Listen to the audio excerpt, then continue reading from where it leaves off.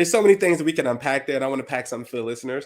One is the fact that you trusted your gut, right? You was about to sign the contract, and Udi from Gong was on here last week, and he said something similar to that. When you know it's right, always trust your gut. And your gut said, no, if I sign this paperwork, this is probably going to be my life. I'm going to be complacent. Like, this is my ceiling, right? This could be my ceiling. And then you just said, I'm going out on a limb, taking my money, and I'm going to go. And that's what makes you a great marketer. Because then you've traveled and you got to know people and understand those particular markets, so you know how to market to them when you're at those particular, the specific brands, right? So I always tell everybody, I think the best marketers are creatives and people who worked in the hospitality industry. So like for me, I was a waiter. So my big thing, in order for me to eat, man, I was making minimum wage.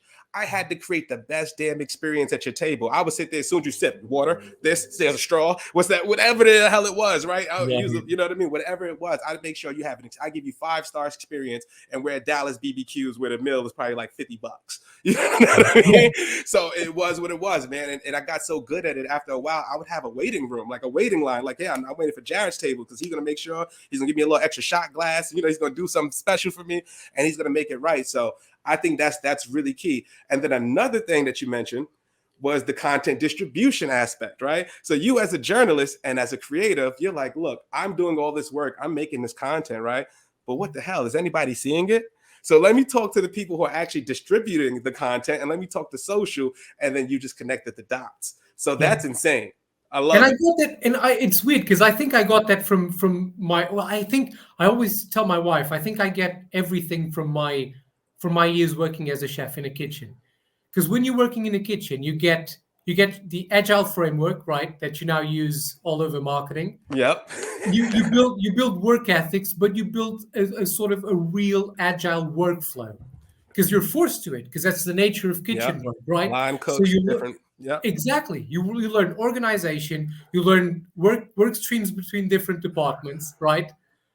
Different stages of product, and like you said, content distribution in a certain way. That's what kitchen work is. So I think that really shaped my career, and it made me just a better worker overall, because it taught me the value. It also taught me the value of a desk job. Yeah. Right? What? Yeah. What? I know, right? You just said a choir, brother. When I got my first little 40K salary, woo! I ain't letting you go. Never ever. It. I feel lucky, and I tell that to everyone.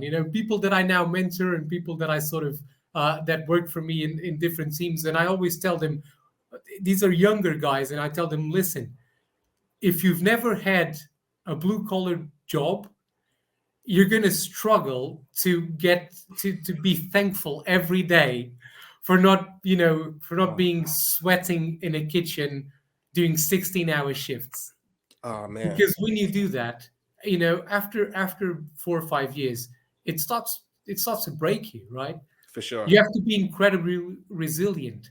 And that's, I mean, what I have now, it's easy.